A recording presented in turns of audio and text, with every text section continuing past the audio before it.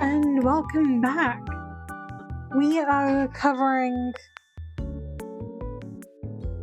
some non-DLC moments and a DLC moment. And I'm also just gonna say now, my dogs currently have a little bit of an energy spike, so you might hear them in the background. It's completely fine.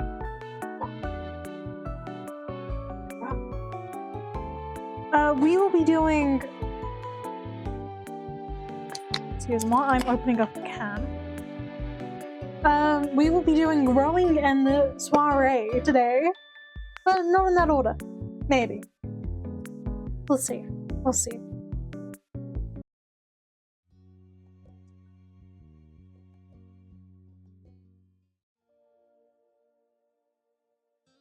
Archie! You whiled away in the morning, doing whatever struck your fancy, and now you were recharging with lunch. With nothing on the horizon, you were free to spend as much or as little time on your plate as you wanted. It was while you were thinking on all the possibilities for your afternoon that your moms approached you. Hi. Hi, Callie. You okay? Mouthful, you nodded in reply. You were surprised they both sat with you at the table. Based on the time, you had wondered if they were joining you for a meal, but neither of them brought anything. Alright. Great! We wanted a little chat with you. The qualifier little did nothing to downplay the situation. Your chewing slowed as your eyes widened, looking from one parent to the other. Anything that required both of them to talk to you must be something big. It was unsettling. You didn't like being the only one not knowing what was going on. Stomach churning, you waited for them to fill you in. There. Aw, don't look so worried. It's nothing scary. Promise. There's a soiree at the Cypress tomorrow night. Your mom and I are going. The Cypress was the country club your moms were part of, and where Elizabeth played golf. It seemed like every other month they had some event or another. All with the fancy names like soiree. Chewing your lip, you wondered what this had to do with you. Your mom chuckled at your poorly concealed reaction, leaning in. Your mom took your hand and squeezed it. We've decided to make the night a bit special. Elizabeth is going to be allowed to stay home fully alone for the first time. Sorry. You'll still be coming to the party with us. It's Elizabeth's night party with no family around. Not yours. Sorry. You've got to wait a couple more years. What's the soiree going to be like? The usual. Well, mostly. We wanted to make it a special night for you too. So we've got something a little extra planned. That was unexpected. Interested if you listened. Your parents shared a look across the table. You cleared your throat, reminding them that you were waiting. They couldn't keep dropping such hints and then turn coy when the conversation was about to get good. Well? Since it's a pretty fancy party, that's still chaperoned, and attendees are allowed to bring guests, we thought it might be a nice opportunity for you to invite someone yourself, as a date if you want. Your eyes widened as the words sunk in. Your mom's continued, and it was a struggle to keep up. Even though we'll be at the party too, you don't need to worry about us getting in your way. You'll be free to eat, dance, and enjoy the music as you see fit. But no leaving the property. Man nodded at Mom's interjection. Isn't that great? Yes, as long as you don't leave the party, and if you'd rather just bring a friend, that's a-okay too. That's amazing. You must have lit up because your parents shared an amused expression again. Don't worry about it. The soiree isn't until tomorrow, so you've got time. Just let us know your plans before we're heading out. And that's all. We'll leave you to your lunch now. I thought it was morning. Oh, afternoon.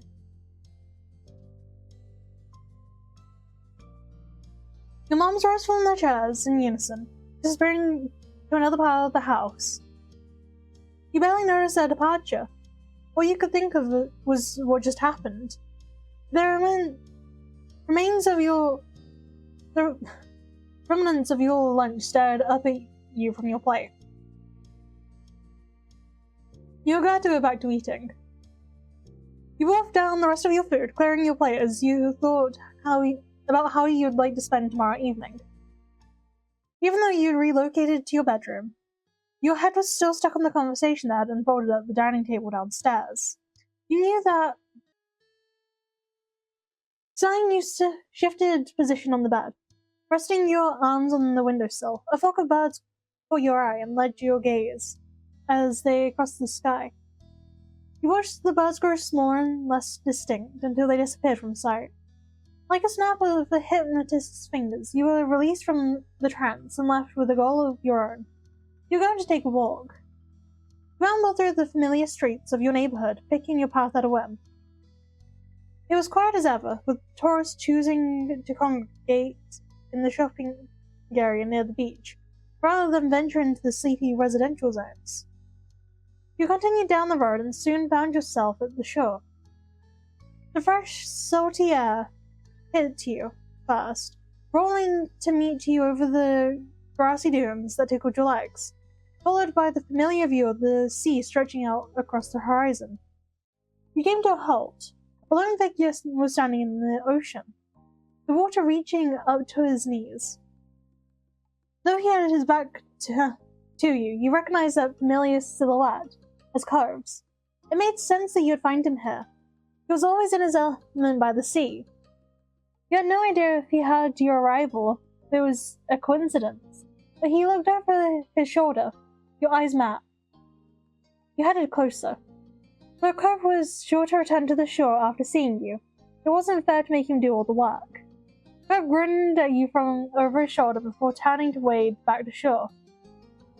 Callie, what are you up to?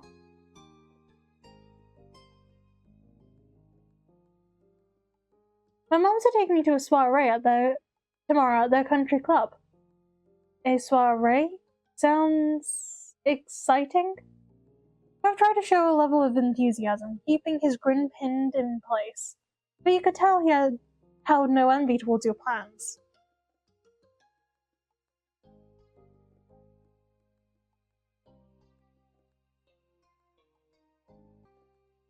I'm attending by myself. Elizabeth is staying home. My mums will be there, but I don't need to hang around them if I don't want to. Hey, that's a big thing for them to let you do. I hope it's fun. The strain had gone from his smile, which was back to being genuine. Thanks for letting me know that you're not going to be around tomorrow. No problem. You can get back to what you're doing now. I can tell you're busy. That's right. The ocean isn't going to swim in itself. Someone has to do it. Shaking your head, you waved Cove off as you crossed down the shore. And then you began to head back home, feeling good that you'd settled your plans for tomorrow. You crossed the threshold of your house. As alone as when you first set out, you considered the available options. Limited as they were, and hadn't felt right about any of them, attending tomorrow's event with you. At the sound of the door opening, your mom popped her head into the hall. How are you? Hi, Callie. How's it going? I was thinking about what you and Ma said about the soiree tomorrow. There isn't really anyone I'd want to take. Your mom seemed unfazed by your decision, nodding as you came to join her in the living room.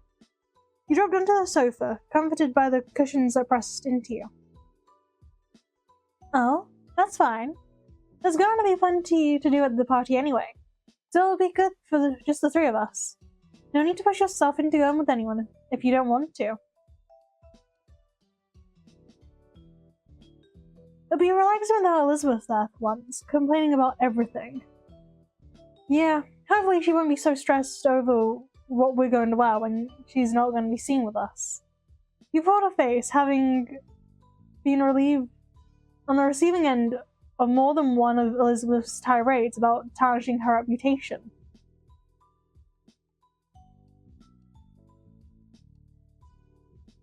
Maybe I should test it. I'm thinking that digging that big flowery hat out of the old dress-up box would be the best way to check. Don't roll your sister up. Especially when we're not going to be leaving the house in her... No, especially not when we're going to be leaving the house right in her hand. House in her hands right after. And the rest of the afternoon passed by just like that. Back in your room, you idly thought about the upcoming soiree. You were pleased that you didn't have the pressure of taking someone else as a guest, leaving you free to relax and enjoy the evening with your moms. But there would be more chances to take someone to one of those shindigs, whether as a guest or even a date. The country club threw parties often enough, but now you were happy to be left to your own devices. You're definitely looking forward to the big night. The evening of the soiree had arrived, the daylight hours having slipped away in the blur. Up in your bedroom, you were getting ready for the big event. That was your intention, at least. But you hadn't settled on an outfit. Stationed in front of your wardrobe, you scanned over the clothing you had at your disposal. Though Matt had mentioned this event was a bit dressier than a normal get-together, you didn't necessarily have to comply. You looked for something formal. You attempted to decide between the nicer pieces in your wardrobe, the ones that rarely had a chance to come out. You decided to dress formally because you honestly like dressing up.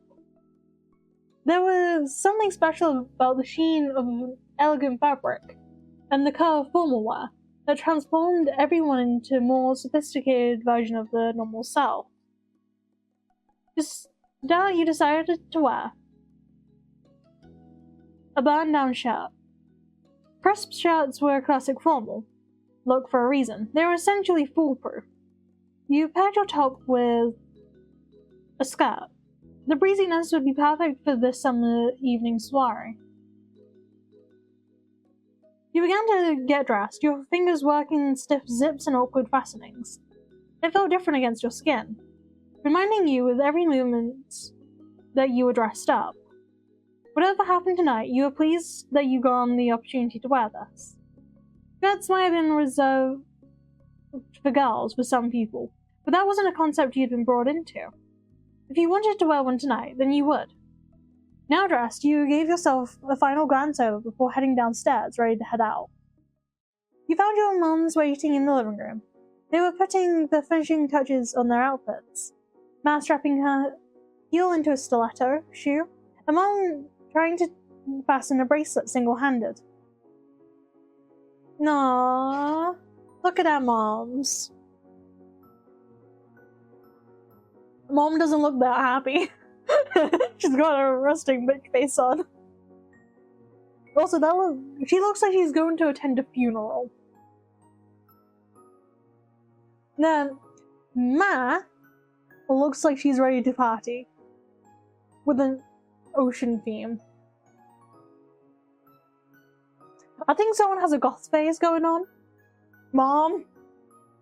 They looked at as you entered. Oh, Callie, you look so nice. Don't you think, Pam? Thanks. Thanks for dressing up, Callie. I heard the party will be prepared for your arrival. You look sharp. Mom was still struggling with the bracelet. You lent a hand, literally, by taking one side and holding it as she secured the clasp. Thanks, kiddo. Mom's eyes then flickered to the clock on the wall. It happens. It's about that time. We should say bye to Elizabeth before we head out. Who knows? You might not make it through the night, and this will be our last chance. Ma shook her head at her wife's choice and jokes. Mom just chuckled. Elizabeth! Moments after the call, you heard your sister's feet on the stairs. Elizabeth waltzed into the room, eyebrow arched. She had been summoned, but wouldn't be hurried. You're still here? Well, I know you're excited, but we haven't even said goodbye. And I want to go over how things are to play out. Elizabeth sighed as Mom began listing the rules, taking them off on her fingers. No ordering takeout or other deliveries. You can't have anyone else come over. Uh-huh. She nodded, resigned to her fate, listening to a set of rules she could predict so much without so much as a glance at a crystal ball. If anything happens, you can call us or go across the street to the Holdens. Keep the noise down. The house might be empty, but there are people around the neighborhood. Usual house rules still apply. Don't do anything you wouldn't do if we were here. Alright. And we'll be back later. No later than 11:30 p.m. But we'll call if there are any issues. So don't tie up the phone line all night. Right. All done. Can you go now? Ma strode over and swept Elizabeth in a hug. Your sister let out a small noise, her eyes widening, and suddenly looked much less like the smug teenager she acted like. You're such a big girl now. I still can't believe it. Elizabeth rolled her eyes. This wasn't the quick departure that she had been hoping for. Any chance of it ending soon vanished as Mom joined the hug. Neither can I. It feels like it was only yesterday that Elizabeth groaned, trying to cut the reminiscing off without success. You joined in the hug. Mom and Ma held out their arms to you as you approached, welcoming you into the hug. Elizabeth whined, eager for this to come to an end already. Jeez!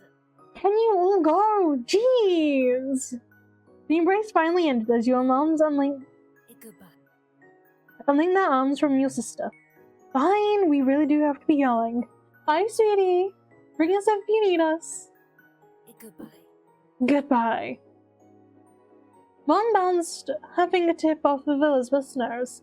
Elizabeth wrinkled it in disgust. See you later. Take care, we'll see you later. Yeah. Yeah. Bye, see you in a few hours. See you later. If you ever leave.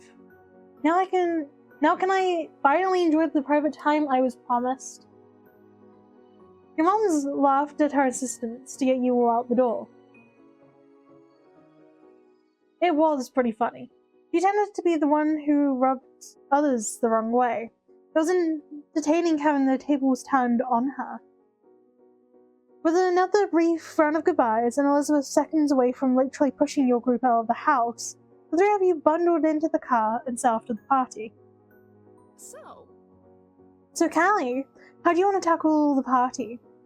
I don't want to spoil the surprise. Oh boy, I don't know if I can handle the suspense. The ride continued with some silence and moments of casual conversation. Almost there. Have you got your dancing shoes on?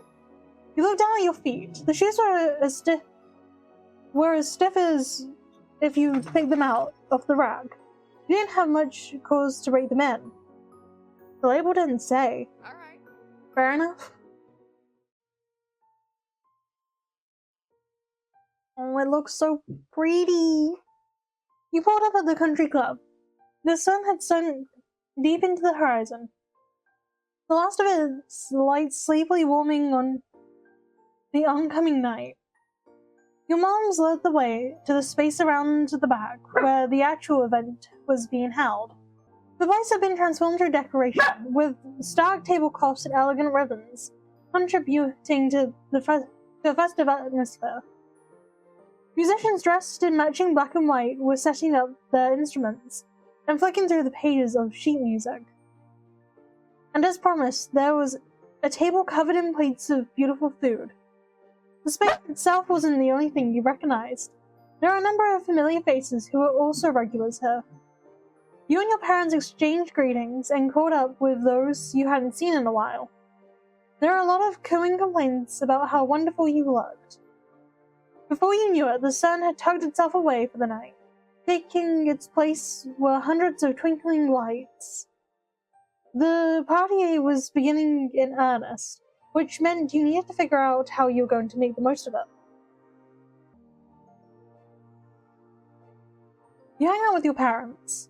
You gravitated closer to your parents, who stood off to the side of the dance floor. Matt beamed as you approached. Callie, what do you feel like doing now? I'll stick with you two. What are you up to? Good question. We're indecisive ourselves. Mara's being pushy. Excuse me? I'm not. We're at a dance. I wanted to. And I wanted to catch up with people more while we've got the chance. It's been ages. Your mom's shared a look of coy smiles. Mom gestured to you. And gestured to you, Ma. And back to herself with a sigh. I think I win with this development. It's not like we can dance with 3 people. Not when the songs are all for slow dancing. We can get to work. It would be such a shame to lose this chance, especially when we can come back to see most of the people here on any all day. You have to make the most of special occasions like this. They stared at each other again, neither budging from their position, until Ma looked away instead of the teasing smile. Isn't that great? Sweetie, what do you think we should do to have a real fun at the party? Hey, that's a leading question. Ma just laughed, flicking her hair back over her shoulder. You should have chosen a more exciting activity. Slow dancing isn't exciting. You say so now, but I know you were looking forward to dancing with me tonight. And I brought it up yesterday. I never said I wanted to make small talk. Lonnie. Oh, you really do play dirty. Jane, my idea is the better one for a party of 3. You've got it to dance at a party. Your parents laughed together. Exactly right. Then Ma took Mom by the hand and you in the other, and led you both onto the dance floor. You linked hands with Mom, and the 3 of you swayed to the music. It was more akin to a game you'd play in kindergarten than a proper slow dance. You couldn't help but giggle. Your laughter was infectious. Mom and Ma joined in, and your little group of dancing became more and more ridiculous as it went on. Still, it was a good time, and that's what mattered. But there was still more you wanted to do at the party. You sat at one of the tables. You pulled up a chair at one of the 3 tables. It felt nice to relax and take a load off. No effort had been spared when it came to decorations, but there wasn't much to actually do once you were sat down. You wished you came prepared for this. Longingly, you thought of having drawing materials. There were no better way to keep your hands busy than creating something with them. You sighed as you thought of your pens and pencils back home. You went to find another way to fill time. You got some snacks at the refreshment table. You moved towards the refreshment table. The food was all tiny and bite-sized, ready to be picked up and sampled by moving attendees. It was immediately apparent that there was plenty to choose from, just from the level of care with which it was presented. It was clear that this was just fancy stuff. While you didn't know what all of it was, you were happy to try it out. Not knowing what to expect was part of the fun. You sampled a few items laid out on the table. The unusual combinations of texture and taste made for a fun game of guessing what you would like and what you wouldn't. There were surprises in both directions. Some of the things you were sure would be weird turned out to be the most delicious. You moved on to something else. You mingled with other guests. Now that the event was in full swing, clusters of people began to form. You felt like joining one of them and getting to know some new people. During the room, you spotted a few groups that looked open enough for you to approach. You decided to talk to a group of older people. Tonight was a chance to be more mature and do things you wouldn't normally get to do. So you branched out and approached a group of older people. You had no idea how old they were. Once someone evolved from a teenager to a fully fledged adult, they looked roughly the same until they were officially an elderly person. You mentioned this to Ma once, as she was applying anti-aging cream in front of a mirror. She found it very funny. Oh no, I didn't. Smiling, you approached the group. Can I join you? There were a round of warm welcomes from members of the group, who stepped aside to let you in. The topic of discussion was other events they had been to recently.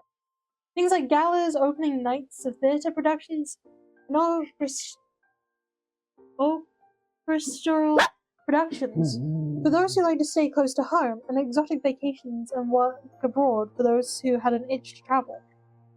While you rarely had a cause to dress up, these people seemed to inhabit a world where barely a week went by when they didn't.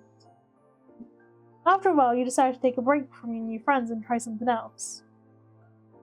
You watched the band play. You decided to go check out the band, who started playing earlier. Staying clear of the dance floor, you kept to the side and took a position close to the band's set. You weren't the only one. There were a few others stationed close by to better appreciate the music. The players were focusing intently on their craft, too busy with their performances to acknowledge your approach. They were all on stringed instruments, though there was a keyboard set up nearby, maybe for another song or special requests. You thought the playing was not as good as your own. Your fingers itched for your own instrument as you longed to play yourself. You moved on. You searched for someone to dance with. You took the edge of the dance floor, looking for someone who might be interested in joining you. Feeling a tap on your shoulder, you glanced behind to find a boy with dark brown eyes standing there. At a guess, you estimated he was around your age, maybe a little older. Are you planning on dancing? Yeah, if I can find a partner. Smiling, the stranger nodded at your response. We should dance then. It's perfect timing. A new song is just about to start. You were flattered. He simply continued to look over your face, even lifting his hand up for you to take. You accepted. You were happy to dance with him. You took his hand in yours. The only acknowledgement he gave was the casual whisper of a smile. You suspected this was a routine for him, as a handshake. Together you walked out onto the dance floor. The voice stand shifted into proper formal dancing, confirming your earlier suspicions. He clearly had lessons in this area, which explained his casual attitude about securing a dance. A lot of country club parents put their kids in classes like that, whether as a part of a last-minute panic for a big event, or weekly extracurricular as soon as the kid could learn to walk. You had been to some classes yourself. You enjoyed it. From the way he had confidently guided you into the position, you would guess that he had been the one who enrolled in dance classes for some time. Yet you had come to the country club a few times over the years, and you struggled to recall seeing him before. The first notes of the new song caught you off guard. You began to dance, your unknown partner taking the lead. You were aware that almost all the other dancing couples were men paired with women, which was not the case for you and this boy. But you were at ease. This was a welcoming environment. Your moms wouldn't be members otherwise. Not being the majority didn't mean there wasn't any problem with it. The two of you moved to the music, as you provided your own skill on the dance floor,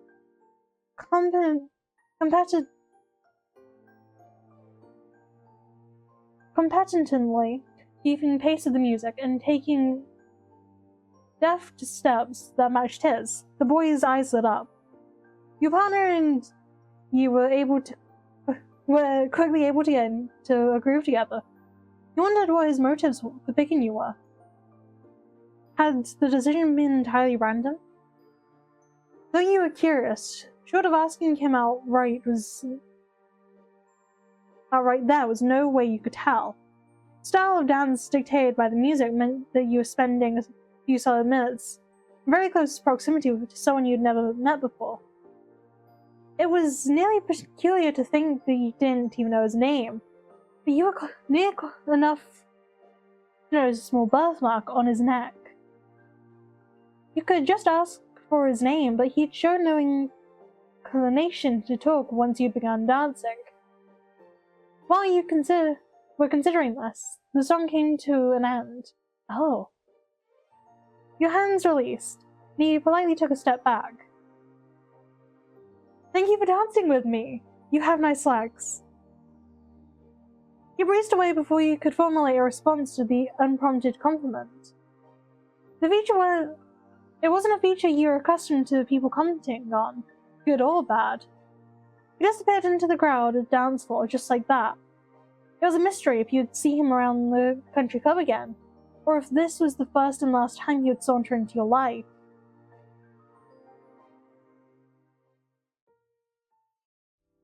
The band announced that the next song would be their last. Though the declaration led a few more people onto the dance floor, it was still clear that the party was winding down. The number of guests had dwindled steadily over the course of the evening. The refreshment table, once crammed with plates of food, was a hostess set of platters of what little morsels remained. The nearing conclusion of the soiree prompted you to look around for your parents. Within moments, you spotted them heading towards you. Callie, there you are. Good to see you again, kiddo. Your mom's had a lot to say about the evening and what you'd been up to. Thanks for spending time with us tonight. It was wonderful. You're welcome.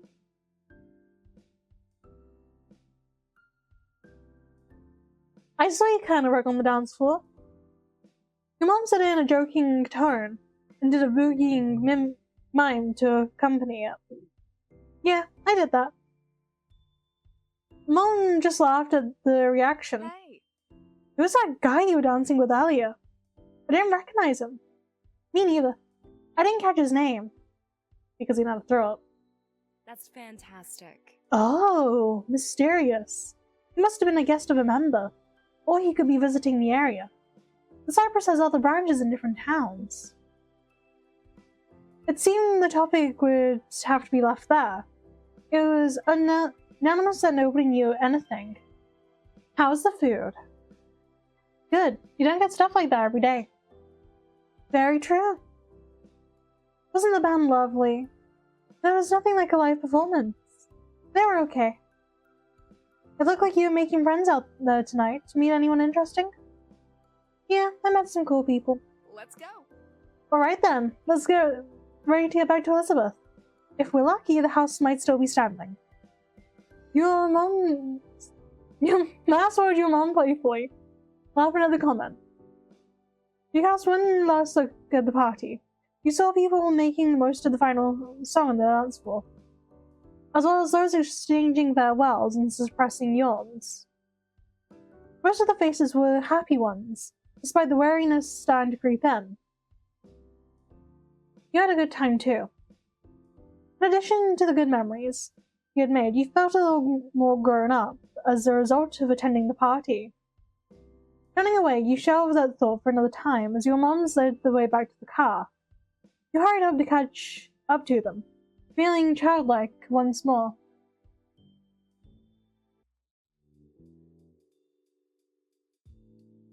Early one afternoon, you found yourself in the living room with your family. It was another one of those summer days where it felt too hot to go outside, but was too uncomfortable to do anything inside either. The air conditioning was cranked as far up as you could negotiate it, but everyone was still being pretty lazy.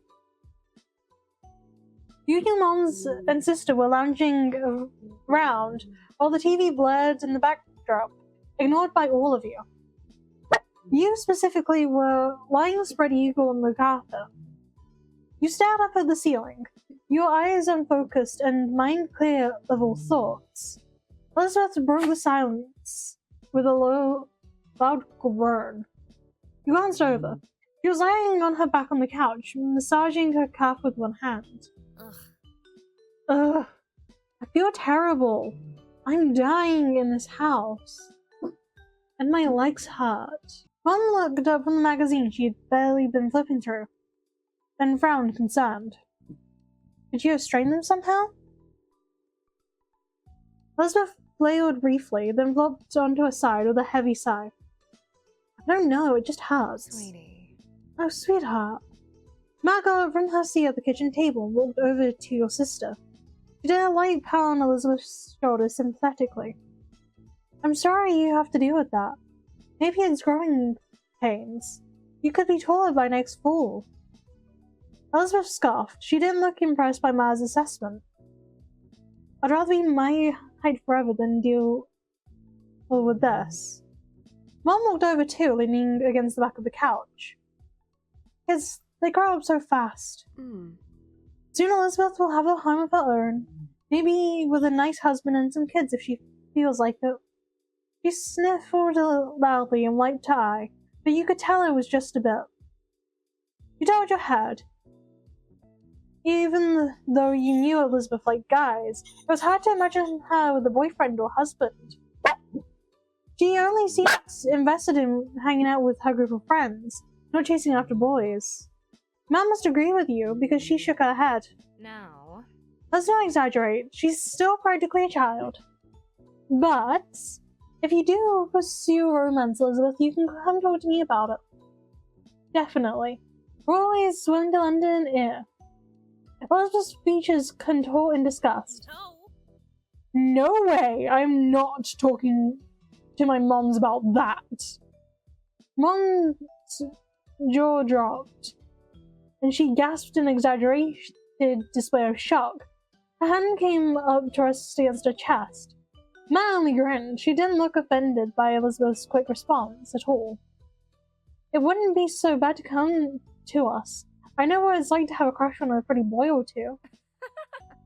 I don't, but I can listen anyway. Mom snorted out her own joke, while Ma burst into giggles. They were having a little too much fun at Elizabeth's expense. Elizabeth certainly wasn't feeling the amusement because she rolled her eyes and sat up. Thanks. I'm going back to my room. I'd rather melt alone. Thanks. She strode off towards the staircase, taking 2 steps at a time. Your mom stared after her, then turned to each other with raised eyebrows. Whoops. Looks like we scared her off with all that romance talk. Well? Oh well. We'll get her next time. You watched them titter with some surprise. Obviously your mom's liked women, but you had no idea Ma liked guys too. Today was the first time you'd heard her say something like that. Ma, I always thought you liked ladies. You like guys too? Ma turned to you, happy to bring you into things now that you had spoken up. You smiled and nodded. That's right. I like both. But I like your mom most out of everyone. She's special. Ma's smile turned all soft in the corners, like it usually did when she looked at her. She pinched Mom's cheek lightly. Mom reached up to cup the hand over Ma's. Even when Ma stopped pulling her cheek, their hands remained clasped together. You're fantastic. Thanks, Lanny. I think most women have charm, but no one can hold a candle to you. Aww. Aww. Pamela. Ma beamed and kissed Mom on the cheek she had been pinching before. You thought the moment was very sweet. You smiled to yourself at the sight. No matter how often your moms expressed their feelings for each other, it was always nice to witness it. Ma looked back at you, letting Mom's hand go with a brief squeeze. She settled down next to you, and Mom followed soon after. You know, I'm also here to listen to you whenever you're ready. That offer isn't just for Elizabeth. She bumped her shoulder with yours, a reassuring smile, in place. There's no rush, of course. You can take all the time you need to figure out what or who you want. It's okay. Don't think you have to stick with whatever you come up with right now, either. Life's nice like that. It can change and you can learn. Mom nodded her agreement. The two of us are happy to hear you out, and maybe we'll be able to relate better than you think. Still, we won't push the topic. At least most of the time. She gave Ma the weakest scathing look possible, while being unable to stop grinning. Thanks. I'll think about it. Wonderful. Good. That's all we ask for. Mom let out another exaggerated sniffle. It didn't take a genius to realize it was fake. First Elizabeth, and now you, Callie. Do you have to grow up? Yes, children tend to grow up tend to do that from time to time. Your parents quickly grew absorbed in their conversation about rearing kids. You took that as your cue to leave, getting up so you could spend some time alone in your room too. There you go, out problem. So you made your way up the stairs. You let outside once you stepped into your room. It was just as sweltering in there as it was in the living room, possibly even a little warmer. You couldn't even open your window since it was hotter outside and you let the AC out. You dragged your feet as you crossed the room. You checked your current sweltering condition in the mirror as you passed it. You thought back to the conversation you had downstairs about growing up and all that. After a moment, you stepped a bit closer to the mirror. You stared into it, then turned away from the surface to look down at yourself. You were definitely growing alright. It was weird thinking about how you are now in comparison to what you'd been when you were younger. When it came to your body, it was getting some muscle definition nowadays. You shifted to the side, your head still facing forward, and continuing the self-evaluation from this viewpoint. You were born intersex, and your chest was simply flat. And that was just the way it was for you. You took a step back, finished with the impromptu inspection. You locked eyes at your reflection, cocking your head to the side, all things considered.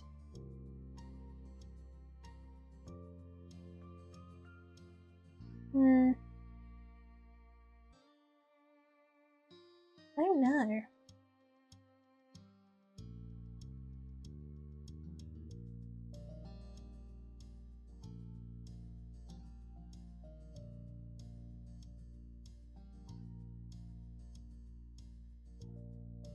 You had no idea how to feel. You tilted your head over to the opposite side as if that would help you make your mind up. It didn't. You shook your head roughly, putting the thoughts of what you were turning into out of your mind. This wasn't the time to focus on such things. You had to find something to do in this heat. You shuffled over to your bed, collapsing onto the mattress. Your brows scrunched up in thought. Time passed slowly, and to your annoyance, possible ideas about what to do were few and far between.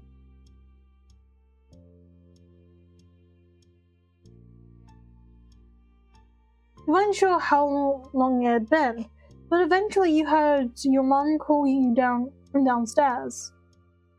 Callie! There's a call for you. Craig wants to come over. Is that alright? You perked up at the words. Sitting up in bed, you yelled back to her immediately. Yeah! You got to your feet and headed downstairs, eager to see your friend. You needed to go downstairs soon anyway, because your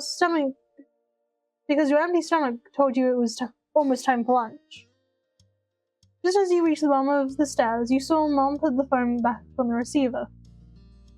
You glanced at Ma, leaning against her hip on the kitchen counter. What a pickle. Well, here comes trouble. We better prepare ourselves. Ma clicked her tongue in clear disapproval of Mom's words. He's such a good boy. Cove never wants to cause trouble. He can just be a bit thoughtless and impulsive. I know, he's very sweet, but that's what makes him more of a problem. If a stranger or some kid from school was egging Callie on to behave badly, I think we could both agree they would do the right thing in the end. But if Cove Holden got into a reckless mood and wanted Callie to be part of the ride, can we really be certain of what call they would make then? Yes. Yes, I think so. Callie helps Cove settle down. He would have gotten himself in even more trouble without them. Thanks. You have a point. Ma just laughed as she turned away, still snorting. Her eyes met yours. She blinked in surprise and waved at you with an easy grin.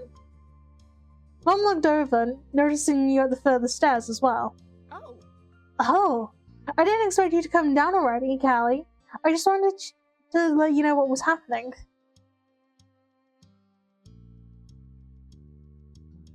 You called them all out on their comment. But if I hadn't come now, then I wouldn't have heard everything you said. Pam? Oh, you got called, Pam. What? What? You were saying things too. I didn't say anything. I wouldn't told Callie directly.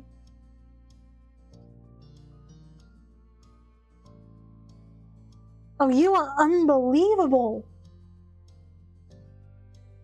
You shook your head at your parents, even though you thought a blush when you remembered what they had been discussing. Alright, you got me. I'm sorry for being gossipy and saying that about your friend. I can be bad too. Let's go. We'll get out of your way now. Mom sighed in mock defeat and made her way down the hall. Mom followed after her with a hushed giggle. Now that you're alone in the living room, tasked with waiting for Cove.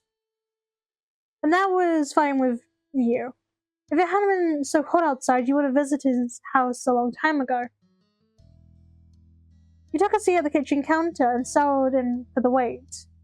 As expected, there was a knock on the door a few minutes later. When you got up and answered it, your neighbor was standing on the other side. He came in when you stepped aside to let him pass, giving him a little wave. You greeted him as you typically did, with a hug. He grinned and wiggled in your arms like a fish out of water. Aww. Stop! It's too hot for this! You didn't take pity on him. You knew he was kidding. If he really wanted to get out the hug, he would have done it already. Eventually, you let him go, back into yourself. Alright, I'm done. Cove sighed and wiped his face a bit. You noticed a sheen of sweat across his brow. He must be glad to be back in an air-conditioned place, even if he had only walked across the street to get there. Is something going on? Why'd you want to come over? I don't want to do anything. No one is like this. He gestured vaguely to the humid air hanging around. So... I thought I could at least do nothing with you. I thought that was really sweet. His words were nice and expressed real fondness for you, in a strange sort of way, which was usually the case with Cove. Have you had lunch yet? I was gonna do it soon.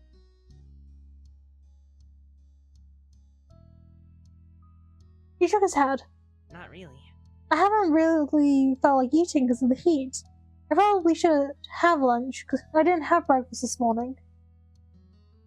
Yeah, I get like that sometimes too. My friends don't like it when I do that though. Mine don't either. They'll ask if I ate too when I go back home. As one, you head into the kitchen. You crossed your arms as you glanced around, wondering what you should scrounge up for a meal. I don't want to eat anything that's warmed up. Is there something cold or not cooked? Yeah. After a bit of back and forth, the two of you concluded you should reach the fridging cabinet in order to make sandwiches. With that settled, you had planned to decide on the outside layers first. There was a wide variety to choose from, since everyone in your household had their own favorites. There was white bread, wheat bread, sourdough, mixed grain, gluten-free bread, and pita pockets. Hey. Could you get the grain one for me? Sure. You reached for the mixed grains, then made your decision. See, they didn't mention the cinnamon swirl bread. In that rabbi, it makes sense to not mention. Now I'm just curious.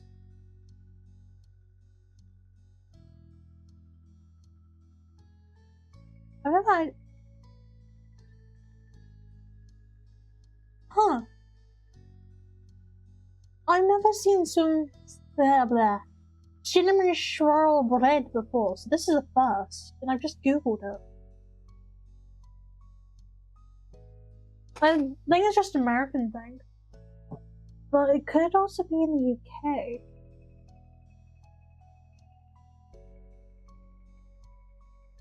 It's good. It also feels like it's more of a cake food.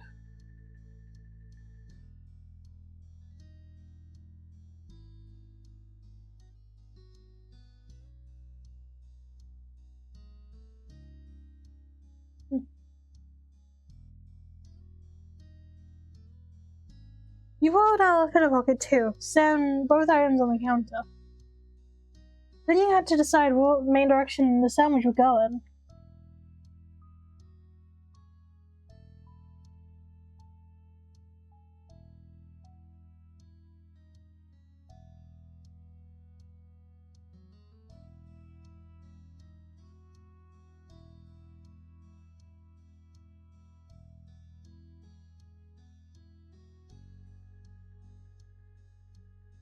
The two of you bustled around the kitchen, opening and closing things, in order to collect everything you needed for your individual sandwiches. You focused intently on assembling your own for the most part. When you were close to being done, though, you glanced over at your neighbor. Cove was putting his sandwich together delicately, his brow furrowed and tongue sticking out just barely. There were jars of peanut butter and honey near his plate, as well as a banana peel. So he was making a peanut butter, banana, and honey sandwich mixed on grain bread. You didn't think of much. It wasn't that surprising or interesting. Curiosity stated at you, and you turned back to your plate and finished your own creation. By the time you were done, Cove had already cleaned up his workstation. Turned to face you, studying your sandwich briefly. A small smile tugged at the corners of his mouth. You guessed it didn't look edible to him, at least. Done? Yeah. Cool. He waited as you quickly returned the ingredients and cleaned the few utensils. Then the two of you collected your respective plates. You both agreed on heading upstairs to hang out in your room. You and Cove entered your bedroom while balancing the food on the plates. Nothing fell, so it was a successful trip. Cove took a seat on the ground, stretching out on the hardwood floor, in an attempt to keep a bit cooler. He immediately took a big bite of his sandwich, chewed and then hummed happily. This sandwich is really good. At least that's something. At this point, you sat down and started on your own sandwich. You nodded. You're enjoying yours too. Obviously, you're a pro at making sandwiches. He leaned back on his hands while chewing and glancing around. His every movement was sluggish. Want to do something? It seems the lack of not doing anything at all had already worn thin, despite his lack of enthusiasm. Not really. We have to pass the time somehow, though. He brought his head back, looking at the ceiling. How about tic-tac-toe?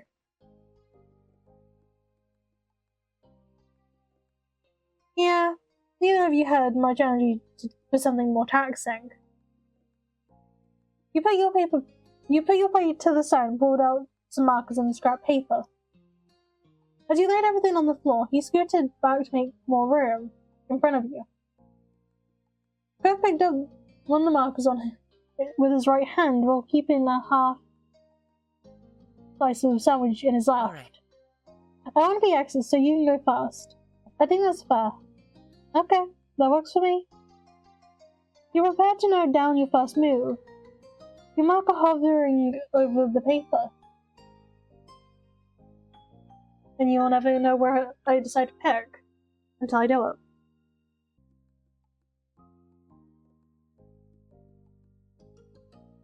After the first round, you're about to take another bite of your sandwich when a thought occurred to you. Wonder if anyone turned the TV off downstairs. The TV was on earlier, but no one was really watching. Then everyone started leaving the living room. I know I didn't turn it off, so it might still be on downstairs with no one there. Cove smiled crookedly at that. Oh. Well, sure. Playing with no one around to enjoy it. What was it? Oh. You squinted off into the middle distance, trying to recall the show's name. You felt like it was some kind of crime-solving drama? Cove nodded sleepily. His eyes closed and opened again with some effort. Can you give any specifics? Maybe I can guess it. Well... You rested your chin on your open palm, groggily thinking as hard as you could. I remember there was a woman with long blonde hair, I think. She was the one solving the crimes, like as a detective or something. They were seen in a police station because someone got arrested. You lapsed into silence. The both of you thoughtful, then Cove chuckled. It wasn't that funny, but you joined in the laughter anyway. I don't know. I don't know what that is. Me neither, and I just saw it.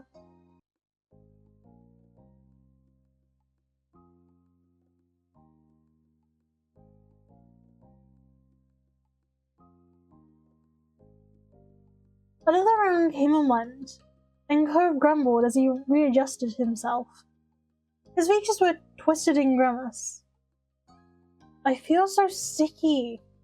Oh, I'm gonna be stuck to this floor forever now. You can be my new roomie if you want. He smiled slightly at your joking suggestion. That wouldn't be so bad. You couldn't help but smile too. Now that you thought about it, being roommates with Cove would be fun. Then you returned to the game.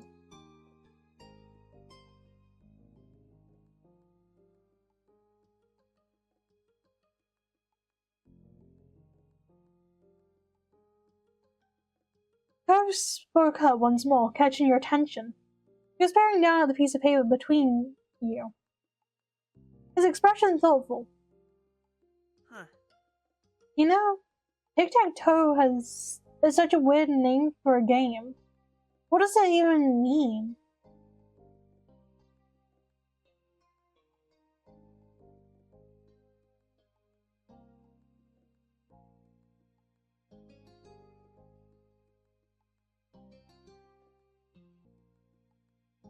Really, nobody knows.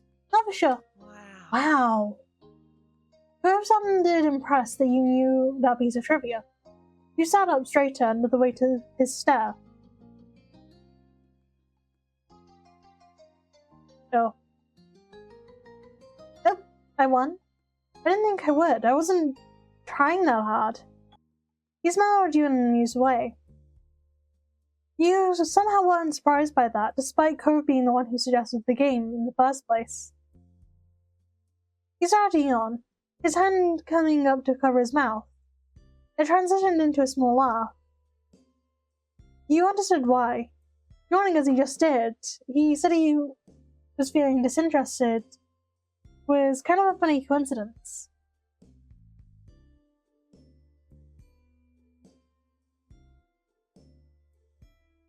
You laughed along with Cove. Cove just grinned and flopped onto his back, leaving his marker on the floor beside him. You stayed seated, looking at your friend as he stretched himself out. You really are so tall now. Cove snickered a bit to the random topic, and rolled himself onto his elbows to meet your gaze. Why are you even bringing that up? He shrugged. It made perfect sense to you to bring it up. My mom's were talking about me and Elizabeth growing up, getting bigger and stuff. What kind of stuff? Well, Mom only likes women, and Mallow likes women too, but not just women. Yeah? Since the two of you were engaged in the topic, Cove got back into a sitting position. He brought his knee up and rested his arm atop of it. A wistful expression overtook his face. I wonder when I'll know how I feel about that kind of thing. You don't know? Cove shook his head. I thought at some point you're supposed to start liking types of people, guys or girls or whoever. I don't know. But I haven't. Nothing's changed. Maybe I have to grow up more. Maybe you just don't like anyone. Maybe you're those types of people. Or maybe you like good types of people. That's normal too. Cove seemed to appreciate the thought. If the smile that appeared on his lips was any indication. Okay, what about you? Who do you like? He turned his attention to you, looking encouraging.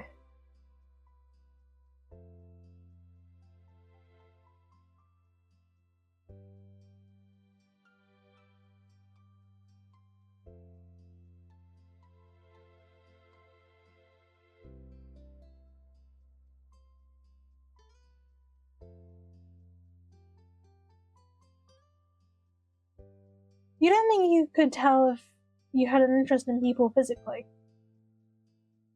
You were starting to have a romantic attraction in a general way. but specifically when it came to how you felt towards boys.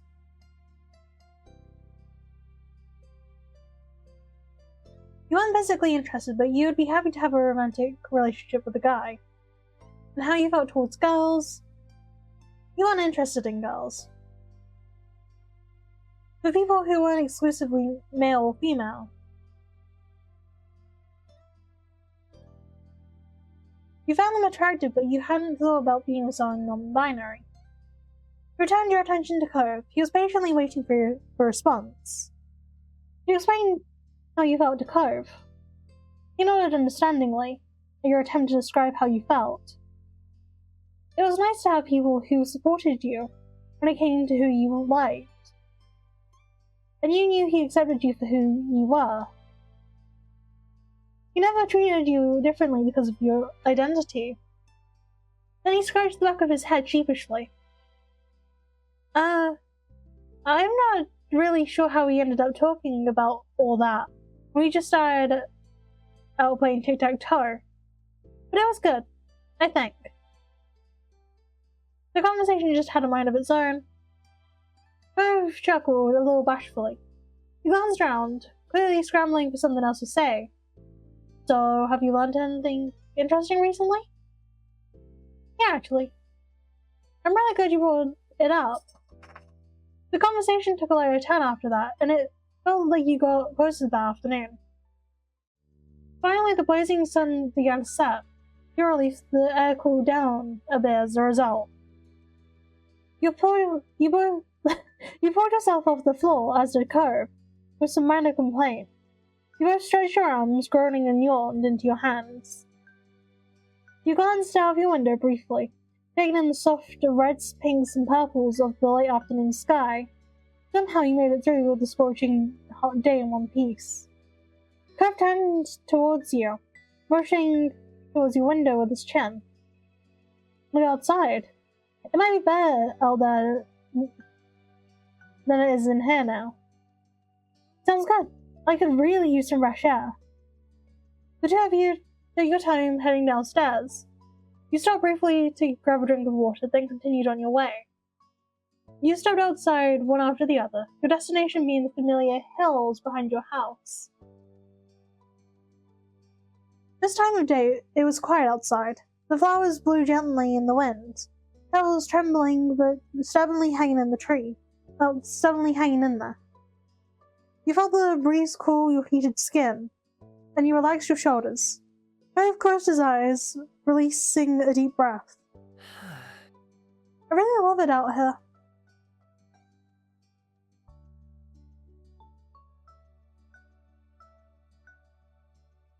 You do? That's surprising, he said jokingly. Cove chuckled a bit, nodding. Tendrils of his hair danced with the wind. A beat passed, but his gaze didn't stray from your own. His voice was impossibly soft when he spoke up again.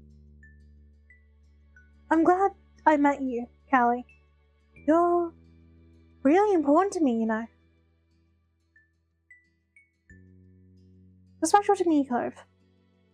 Your voice came out equally delicate, from the way his features brightened, though you knew he heard you. Then Cove rested an arm on one of your shoulders, leaning against you. Even as the sun disappeared completely and the sky darkened, you and Cove remained side by side for as long as you possibly could. And there we have it. Not much left to go. I can't wait to be able to move on to the next step. However, we still have to go and cover other stuff like family, dinner, escapade, and the road trip, all sorts of fun jazz.